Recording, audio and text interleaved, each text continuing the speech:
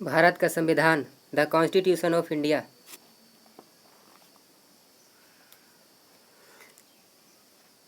भाग 3 मूल अधिकार, फंडामेंटल राइट्स। साधारण, जनरल। हमारा मूल अधिकार अनुच्छेद 12 से लेकर 35 तक वर्णित है। Article number 12।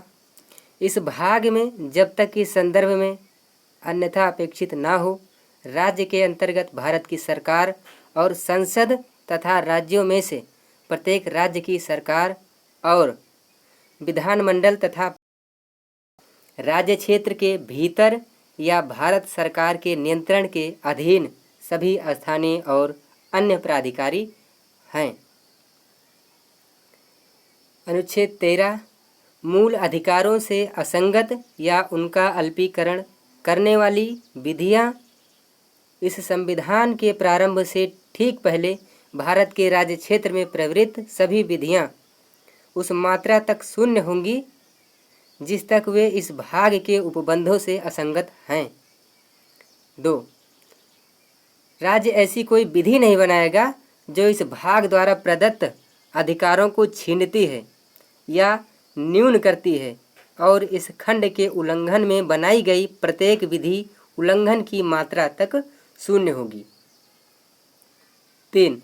इस अनुच्छेद में जब तक कि संदर्भ से अन्यथा अपेक्षित ना हो का विधि के अंतर्गत भारत के राज्य क्षेत्र में विधि का बल रखने वाला कोई अध्यादेश, आदेश, उपविधि, नियम, विनियम, अधिसूचना, रूढ़ि या प्रथा है। खा प्रवृत्ति विधि के अंतर्गत भारत के राज्य क्षेत्र में किसी विधानमंडल या अन्य सक्षम प्राधिकारी द्वारा इस संविधान के प्रारंभ से पहले पारित या बनाई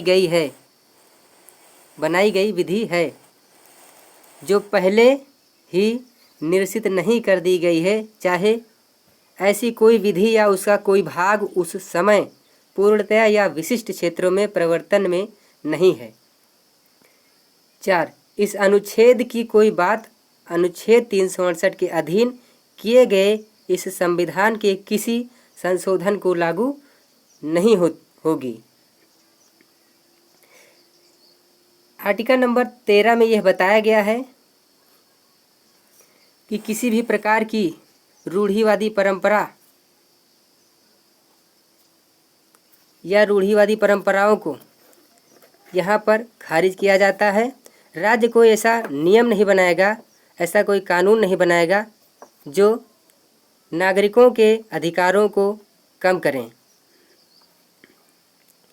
या उनके मूल अधिकारों को कम करने की कोशिश करें। राज्य ऐसी कानून नहीं बनाएगा। भले ही आर्टिकल नंबर 368 के अंतर्गत संविधान के संशोधन की प्रक्रिया हो सकती है, लेकिन